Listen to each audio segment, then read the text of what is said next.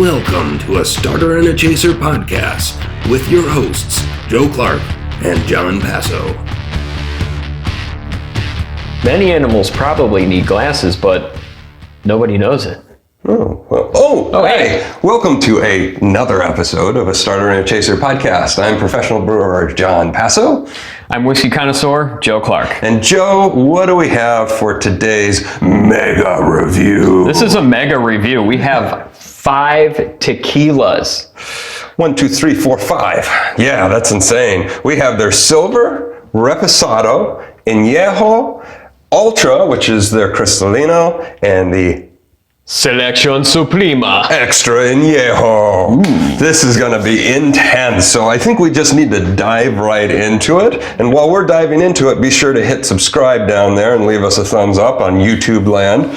Tell us about Tequila Herradura. So that Herradura actually means horseshoe in Spanish. Oh. So, it's nice to know. Yeah. Now you know one extra thing in Spanish. It was started in 1870 in the state of in the state of Jalisco, Mexico. I'm going to let him do that one. I lived in California. I speak Californian. Another cool thing is what you guys may not know is this is actually a Brown-Forman product now. Oh. They bought it in 2007 for $776 million. That's almost $1 billion. Right, and from what we see and know, it is a grand facility. It's really big production facility, so it kind of demanded that type of number. It has a very long, complex history, legends of ghosts and stuff in the hacienda. Ooh.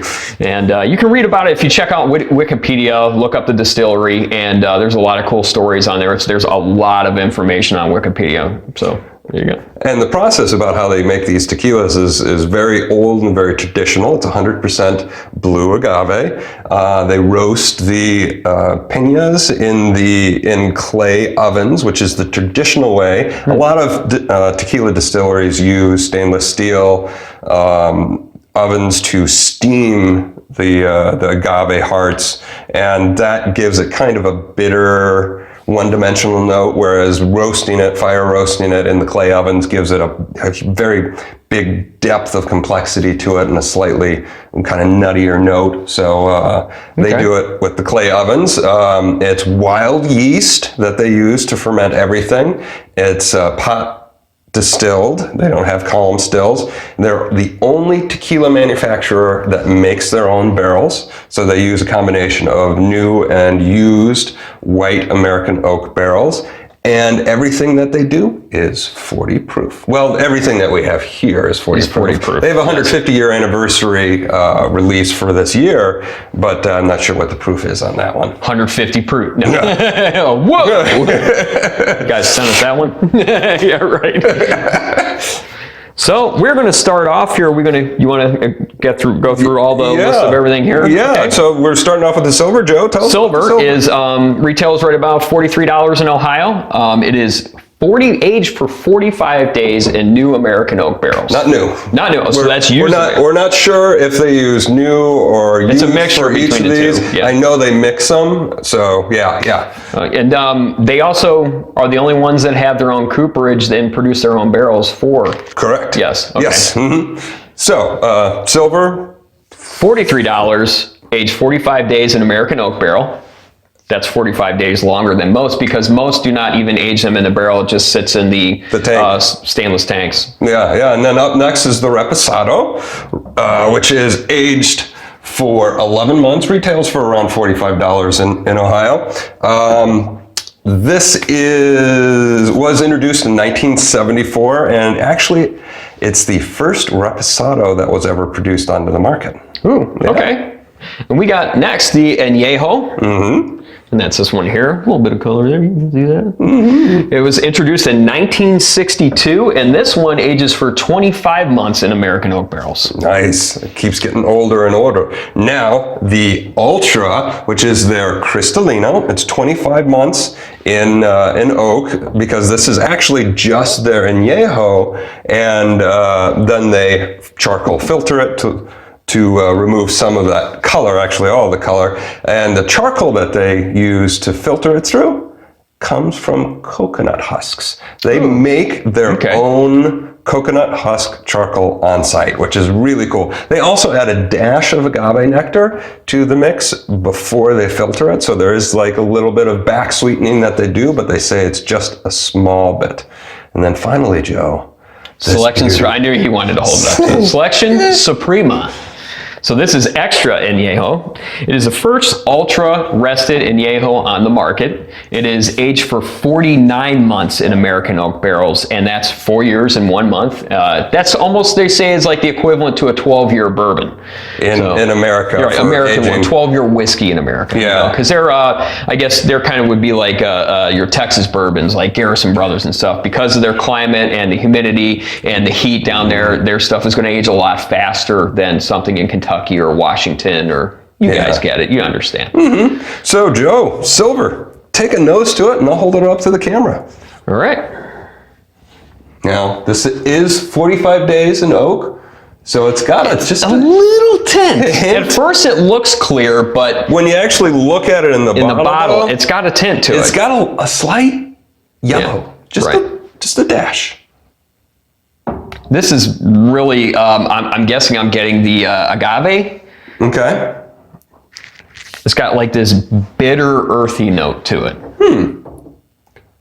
Very grassy. And you get a little bit of barrel with that, and there's not much else to it, John. Okay, so pretty straightforward. Yeah. Next, the Reposado. So you got a little more color there, as you can see as John's holding up to the camera. Yeah, just 1 month shy of a year in oak. So you have, it's very similar to the silver.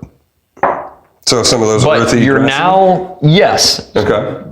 Pretty much the same on the nose, except there's a couple extra things here. A little bit of a tiny caramel note to it. Maybe that's the barrel aging process coming through. And then you smell the smoke and the char from the barrel on it. Okay. It's pretty much that with those couple things added to it. Anejo. 25 months in oak, so you little bit more darker. Still fairly light though. Ooh, see, now this is really changing.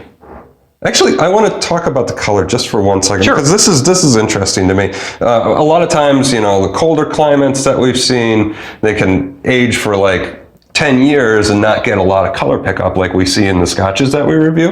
But this one, hotter climate, 25 months, so just over 2 years, and it's picked up quite a bit of color. I think if they did like 10 years like Scotland, man, this thing would be dark. Sure. Yeah. So I'm sorry to interrupt your rant there on the nose. Now, I believe what I'm attributing to the agave from the first two, that's really strong, that earthy, bittery note on the nose, is completely starting to mellow out now. You're picking up more of like American whiskey characteristics, a little caramel, a little fruit to it. A lot of vanilla and caramel coming through, actually. A lot of barrel, lots of barrel. This is very barrel forward. Nice. So you see that aging process with the American oak, you're starting to pick those familiarity things like from bourbons and American whiskeys and stuff. Okay. So let's move Cristalino. Coconut husk, charcoal filtered. Clear as can be. Oh my gosh. Coconut, sweet, sugary. Now with the addition of that agave nectar probably brings all that out. That bittery, earthy note on this is gone, probably because it's charcoal filtered through this coconut. This is very sweet and coconut-like. So you're getting a lot of sugar, almost like, kind of like a coconutty cane sugar thing going on here. Okay. Obviously not really any, I'm not getting any, which is funny on this, I'm not picking up a lot of barrel on this at all, being that it is, 25 It's the same thing as the Anejo, which is the one you smelled before. It's just completely removed those notes, and the bittery earthiness has been just totally removed, and it's like straight coconut, John. Wow. Yeah. I'm going to be curious to see if that translates to I hope so, actually. Yeah, it's interesting. The extra Anejo Seleccion Suprema. Wow, that is picking up more of those whiskey color notes that I come to expect. And you can tell right behind us, the bottles, you can see how light tint, darker, a little darker, dark, and crystal clear. Yeah. Is that the Cristalino that's crystal clear? Yes. Yes. Okay. That makes sense. So, yeah, crystal, yeah. This has got the American whiskey going on in the nose. You get a little bit of that earthiness, mustiness, kind of bitterness to it. Stone fruits, vanilla, caramel. There's something in the background there. A little spicy. That's about it, yeah. Okay. But very familiar on the nose. From your days in whiskey. Yes. I hope they're not over yet. No. We got a podcast to Let's do. They can't be over. Dive into the silver. Let's just go to the Supremes. Yeah, I know. Let's just stop filming and drink. Drink the most expensive one. All right. Cheers. And by the way, if you know what cheers is in Spanish, post that below. Let us know. Absolutely.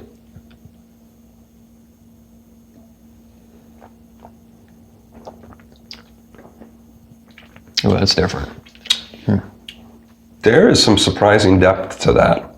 At first, it was just kind of a little sweet, just a hair, and not like malt sweetness, but agave sweetness. And then it just started to change and get deeper. What are you getting? At first, I was kind of like, ugh, to be honest with you. Mm-hmm. It was a little like this weird bitter shock to it. And then it kind of goes into sweet, but it's got this kind of a funk in the background. I'm not sure yet of what that is. I'm not liking that funk too much on the background for me. But you do get some of the barrel a little bit, just a tiny, tiny bit. It's like a kiss of barrel tannin. it's a tiny bit. It is kind of sweet, but it's really earthy too. This is super I'm getting earthy. a lot of like dusty earth going on. I get a little bit of the funk that Joe's talking about, and you know that for me is kind of like wild yeast, the characteristic that like Brettanomyces kind of gives a beer. It's just kind of this funk is the best way to describe it. And considering that they use a bunch of different wild yeast strains to ferment this, that makes sense that we're both picking up that note. Okay. For me, it's not off-putting because I enjoy that in beers that are purposefully done that way. Okay. But what do you guys think? yeah. If you had this, let us know. Comment below. Yeah, that agave sweetness tends to build on the palate. It's not as crisp as a lot of añejos that I've come across. No, it's a little rough around the edges, man. All right, Reposado? Reposado. So that's this one. Getting a little darker here, you can see. All right. Cheers.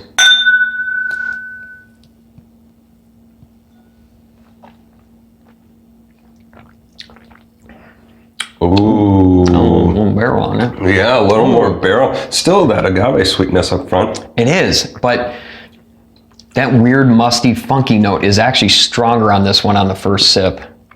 I agree with that. And just it undercuts everything else. And if you're breathing in and out, it kind of, you're really getting that in. This is, to me, a little more on the bitter side than the sweet side of anything. Whereas the other one, I kind of got this little bittery, sweet, kind of unbalanced thing going on. This one's more the bitter side. You're starting to pick up a little more of the American whiskey notes to it. There's a little bit of caramel. Little bit. It's just dancing. It's dancing in the background. But that agave, and there's a weird bitterness to this one too. Mm-hmm. A little bit of funk, but you were also picking up the bitterness on the nose as well. So that's translating to the palate. Definitely that funk is still there. It's much more pronounced. Yeah. And it's consistent from the beginning to the finish on that. I don't know how I feel on that one, in all honesty. I'm gonna kind of taste through and think about it. Get a little sip of water here. Now, the Anejo. All right. Cheers. Keep plowing through.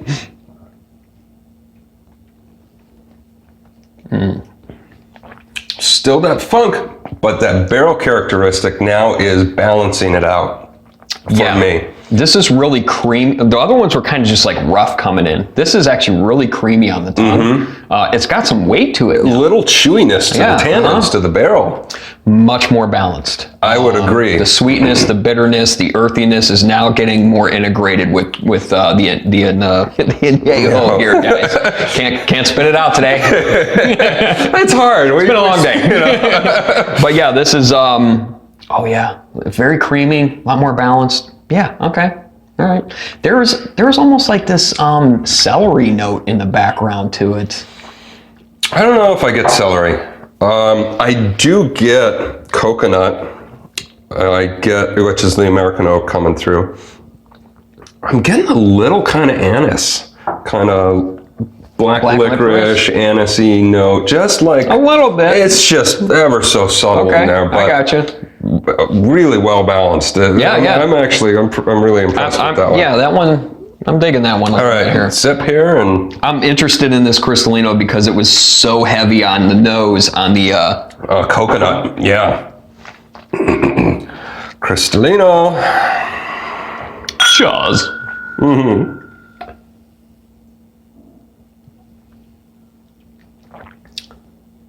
Oh yeah. That agave sweetness that they back sweetened with comes right to the forefront. This is nice. Okay. No funk. No, I get zero funk on this one. It's probably the charcoal filtering points and that other stuff out and giving you the coconut is coming out of this for me. I need to go back in. Coconut. Vanilla. A lot of vanilla. Yeah. It's like almost like kind of sugary. Vanilla extract, sugary. Yeah. And agave really pops with that sweetness. Very soft feeling, not as heavy as the Anejo on the tongue, but it still has that silky, creamy feeling. I shouldn't say creamy, more of the silky feeling. Okay. It kind of just slides right through. I'm getting some spice on this. Are you? Yeah. Front of the tongue. Yeah. It's not heat. No, it's definitely spice. It's like black pepper. Yeah. That's really interesting because the Anejo doesn't have any of that. Right, and this is charcoal filtered with the coconut, and we're getting black pepper out of it. But, with that added agave nectar, before filtration, that sweetness is going to bring out some different flavors because it's going to hit your tongue differently. It's going to mute some flavors, and that sugar is going to bring out some other things as well. Okay, all right. Let me take a sip. Oh boy. Okay, before we try the Seleccion Suprema, I want to pick this up again. This bottle is hefty. Oh my God. Yeah, and that cork is seated. There. Like you have to I'm worried about throwing the bottle to get that thing out of there. That thing is in there. Okay. All right. Seleccion Suprema. Cheers.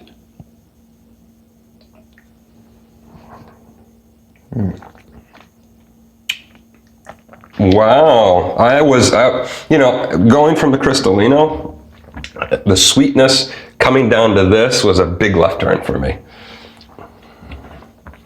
This is peppery. Yeah. This is very whiskey. This is familiar. This is very whiskey-like. Very familiar. I'm sitting against the back pylon here, and I'm going to take another sip. I'm going to relax a little bit with this one.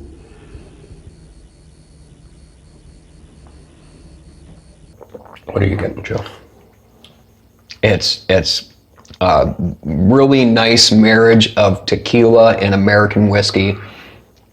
It's funny too because it's not like pounding you on the face in either one, tequila or American whiskey.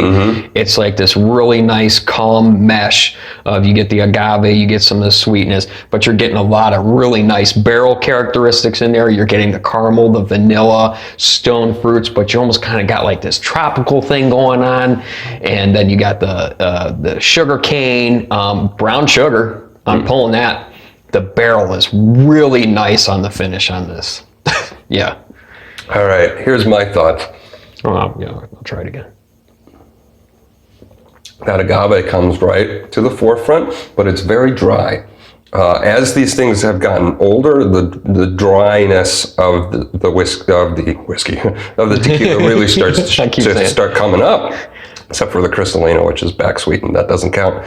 This has got a dryness to the front end, but that agave flavor. And like Joe was saying, it's a marriage of whiskey-like barrel characteristics. It doesn't have the caramel that, usually you associate with that beverage, but that caramel is then replaced with the agave and tons of barrel characteristics. I'm wondering if they toasted these barrels, because these tannins are chewy and they remind me like that spice is hanging barrel, and it is definitely hanging got some out, man. spice to it. Yes. Yeah, black peppercorn, a little bit of cinnamon. Yeah, it's a hint of clove. This is super complex. Yes. Sometimes when you get a really expensive bottle, you're like, you worry. It's like, is this going to be worth the price? Yes. Yeah. Am I going to hype this up in my mind because I spent $300 on it? You always have that going on in the background. Yeah. And tasting this, it's incredible. It's so different. Very different in a good way, because this is definitely a tequila that bourbon lovers and American whiskey lovers could drink and kind of feel at home with it, but have something different in their collection. But this is a very well-crafted, well-rounded whiskey. In general, tequila really is, not whiskey. But to me, if I were blindfolded and didn't know what was being served to me, I'd be like, well, that's a weird note, or I kind of like tequila, but this is whiskey. This is American whiskey. But that's how I would feel about that and pick that out. But this is awesome. Yeah. I already gave my review on that. All right, Joe. Start from the beginning. I'll start from the beginning. What are your thoughts? Okay, so the silver, not my jam. I thought it was kind of unbalanced. It had this, bittery note to it and funk in the background that I just could not get over. And I don't know, it's just not up in my wheelhouse for that one. The Reposado, a little bit better. I like the barrel characteristics of it. Again, it had this funk to it, just like the silver, that I couldn't get over it, John. Those first two bottles, I just cannot get over. Then you get into the Anejo. That's where I think it starts to really come together with the barrel, using American oak barrels and the aging process and how long it's been aged and stuff like that. Even though it's the same as no, I'm sorry, the other one is 11 months. This is 25 months versus 11 months. The marriage is a lot nicer. The sweetness in the barrel and the bitterness and the earthiness start to come together on it, and it's a really nice blend. I like it. I like that one a lot. Ultra, the Cristalino, is really good. The coconut, the Anejo, really good. The mouthfeel on the Anejo is really good. Also, it's very heavy, nice weight, chewy. This one has like a silky feel to it. The Cristalino, not super complex, but the flavors it does offer with the coconut is amazing to me. It's awesome. It's really awesome. And we got the black pepper on that. Which is weird. You thought that would be removed with filtration, but it added something to it. And then last but not least, Seleccion Suprema, by far my favorite one. I love bourbon, I love whiskey, I love scotch. It's kind of my wheelhouse in my home. That is there. It's there. It's the tequila for the bourbon drinker or whiskey drinker. It really is. It's beautiful. Oh, it's beautiful. Is that shirt? That's awesome, man. I love that Star Wars shirt.